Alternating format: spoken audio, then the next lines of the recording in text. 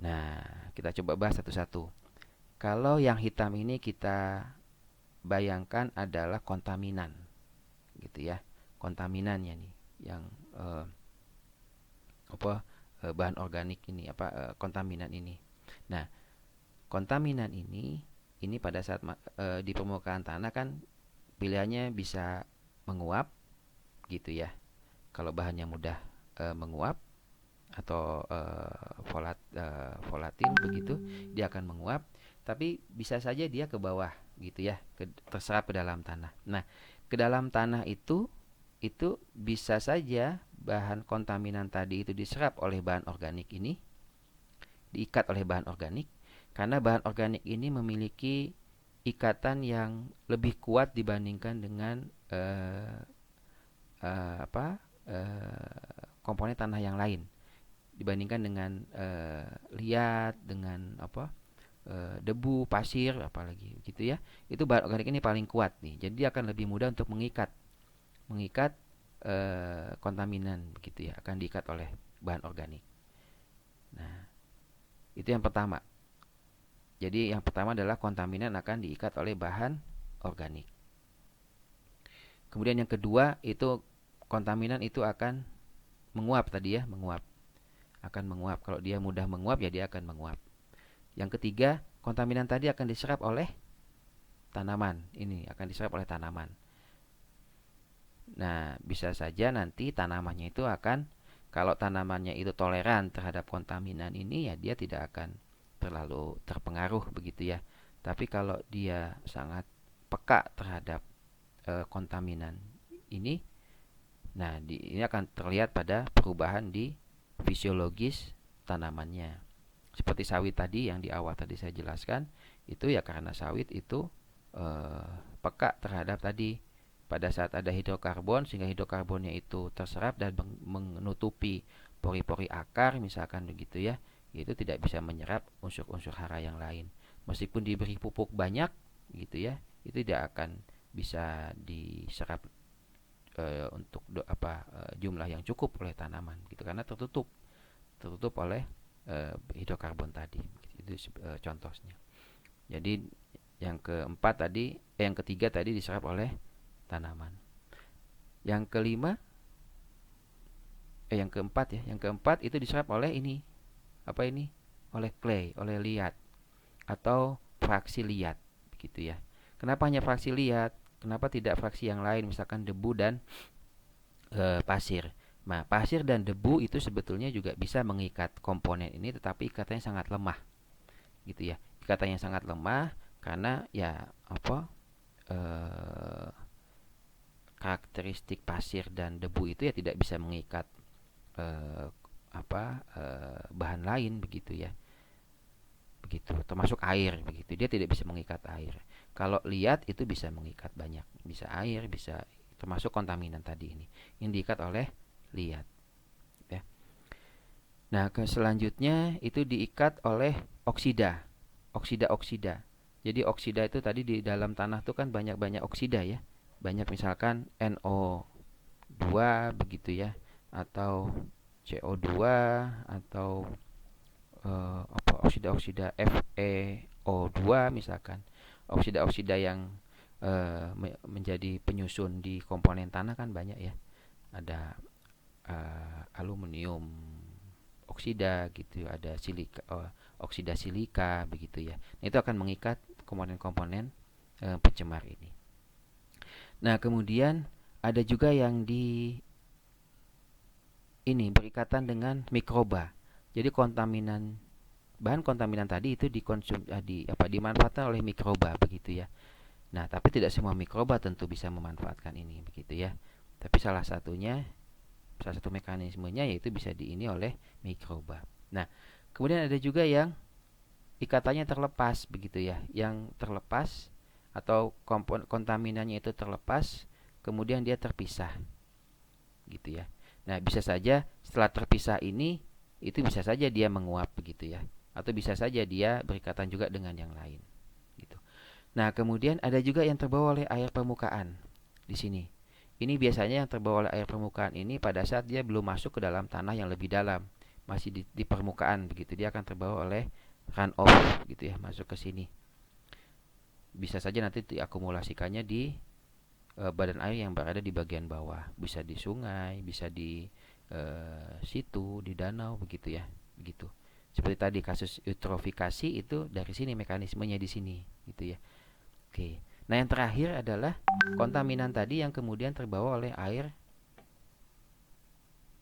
hujan masuk ke dalam tanah ini, yang kemudian masuk ke dalam ground water. Nah, ini yang tadi di penelitian yang tadi saya sampaikan sebelumnya, bagaimana pencemaran tanah itu bisa, atau pencemaran pestisida ya, atau pencemaran logam berat itu bisa mencemari groundwater.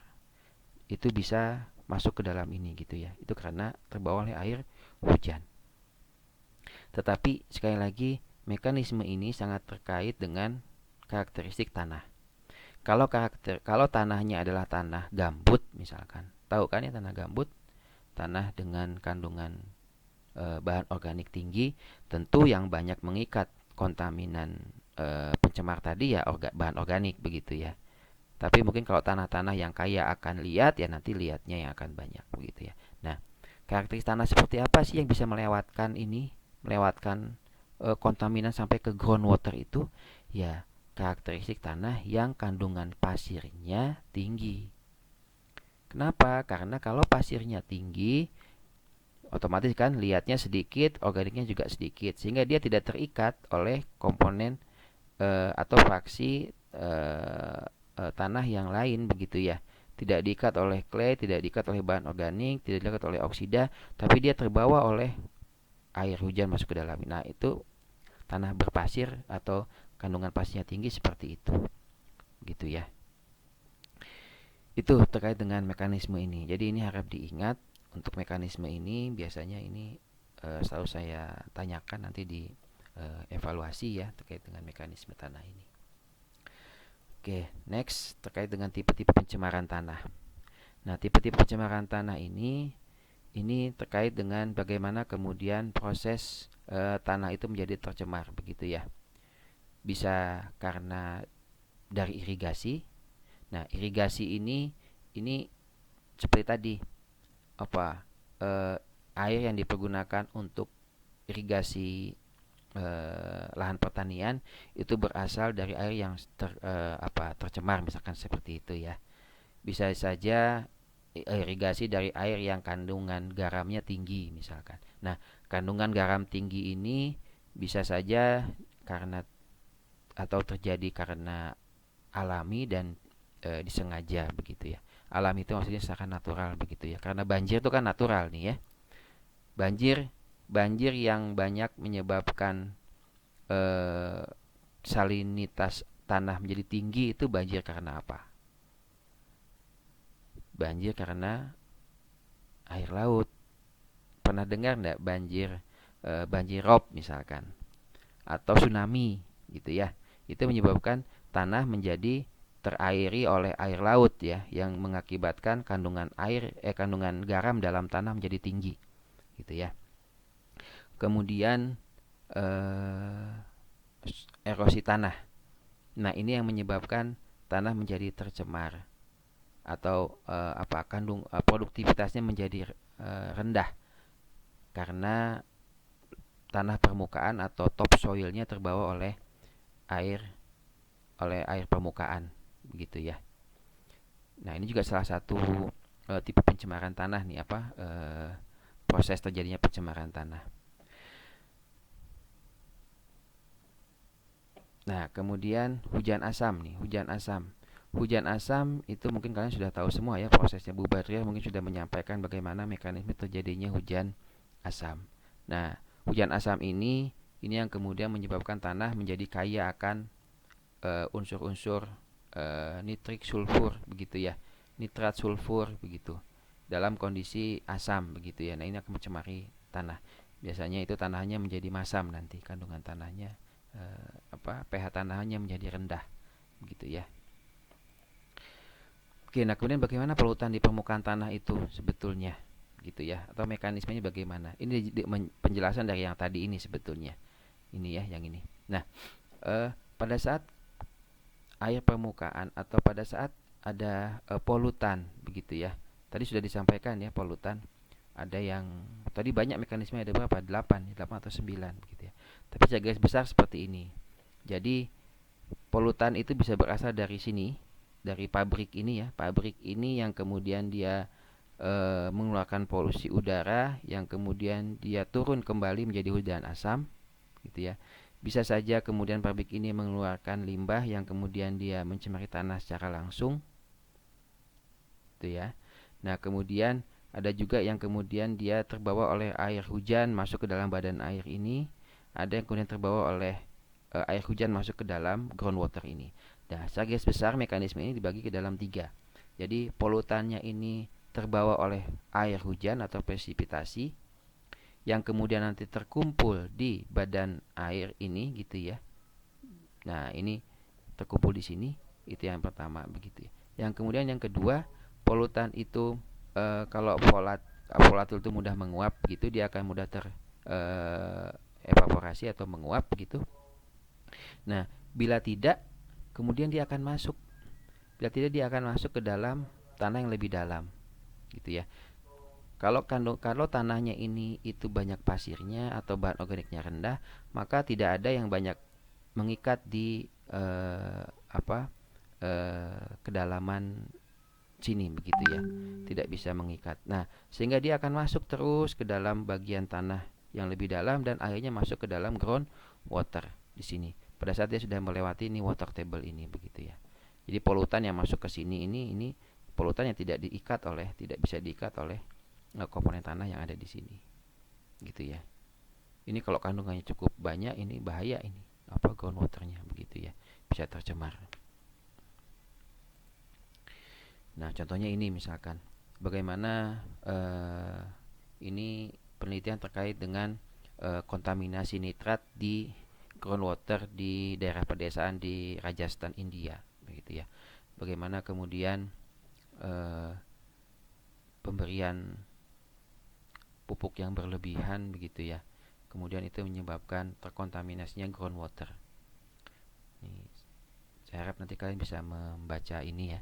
Membaca ini kemudian nanti bisa menyimpulkan hasilnya seperti apa begitu ya dari abstraknya ini. Gitu ya. Coba nanti dicari dulu tujuannya apa. Tujuannya bagaimana begitu ya. Tujuannya kemudian nanti hasilnya seperti apa. Hasilnya bagaimana. Gitu ya. Pemberian pupuk itu nanti akan berpengaruh atau tidak terhadap penurunan kualitas air groundwater gitu ya. Nah, ini selanjutnya, ini investigasinya hampir sama atau penelitiannya ini hampir sama terkait dengan polusi nitrat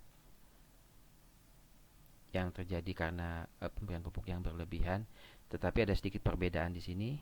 Kira-kira apa perbedaannya dibandingkan dengan yang sebelumnya? Kalau ini penelitiannya itu tidak hanya melihat pengaruh dari pencemaran nitrat terhadap tanah saja, terhadap groundwater saja ya. Kalau ini kan groundwater ya, tanya groundwater. Tapi di sini ini pengaruh nitrat, ini polusi nitrat, pencemaran nitrat ini terhadap tanah, groundwater dan ini vegetablesnya begitu ya. Jadi ada dua karakteristik yang dipertimbangkan di sini. Yang pertama adalah karakteristik tanah. Bagaimana nih tanah bisa mengikat dan meneruskan polusi nitrat ini sehingga kemudian nanti groundwaternya terpengaruh gitu ya, terpengaruh atau tidak terpengaruh. Dan yang ketiga adalah bagaimana kemudian respon dari vegetables ini atau sayuran ini, di hortikultura ini. Nah, itu yang dilihat begitu ya. Ternyata vegetasi itu juga memberikan respon yang berbeda-beda. Kandungan nitratnya itu berbeda-beda begitu ya.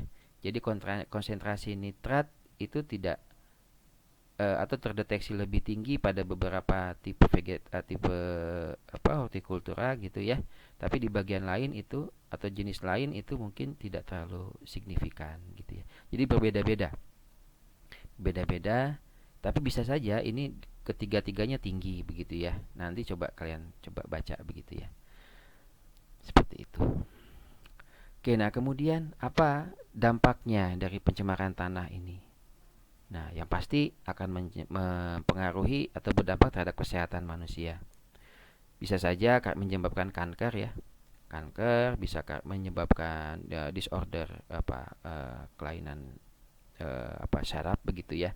Bisa saja kalau misalkan yang menjadi bahan pencemarnya adalah bahan-bahan berbahaya, termasuk misalkan B3 begitu, bahan berbahaya beracun begitu ya. Nah, B3 itu sangat berbahaya untuk manusia. Kemudian bisa membahayakan juga pencernaan, kemudian pernapasan pada kondisi-kondisi konsentrasi tertentu begitu yang tinggi, itu menyebabkan koma, paralisis dan koma, dan bahkan kematian begitu ya, terkait dengan pencemaran tanah ini begitu ya. Kemudian dampaknya apa terhadap tanaman dan tanaman tumbuhan dan satwa liar begitu ya, kehidupan satwa liar. Nah, itu bisa saja berdampak langsung, misalkan kemudian menyebabkan satwa menjadi sakit misalkan begitu ya. Sakit karena tanah yang terkontaminasi begitu, contohnya misalkan antrak, leptospirosis gitu ya. Ini disebabkan secara langsung oleh tanah yang tercemar gitu ya. Nah, bisa saja itu pengaruhnya itu mempengaruhi vegetasinya dulu begitu ya. Vegetasinya atau tumbuhannya yang terpengaruh oleh yang pencemaran tadi, misalkan ada tanaman yang kemudian tercemar karena dia menyerap terlalu banyak bahan pencemar dari dalam tanah gitu. Kemudian hewannya atau satwanya itu kemudian mengkonsumsi vegetasi tersebut gitu ya. Nah, sehingga itu menimbulkan dampak terhadap satwanya gitu ya. Nah, kemudian kalau polutan-polutan yang radioaktif itu bisa saja dia menyebabkan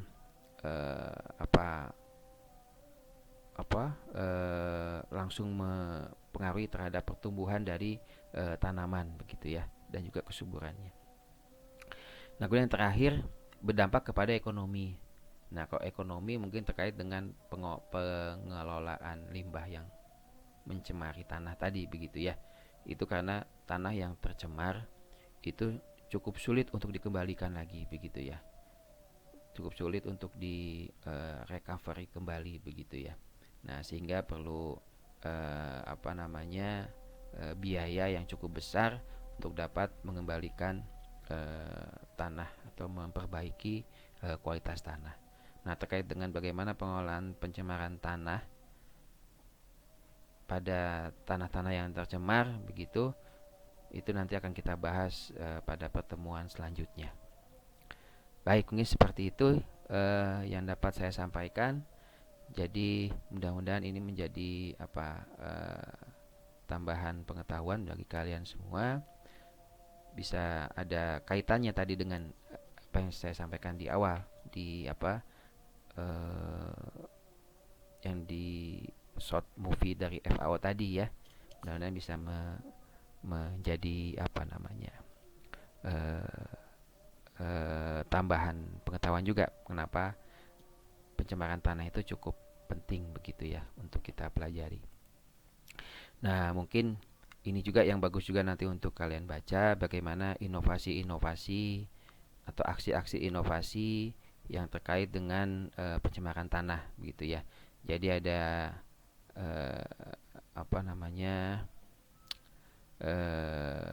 program begitu ya, program yang dikeluarkan oleh FAO dalam rangka mengurangi pencemaran tanah gitu ya.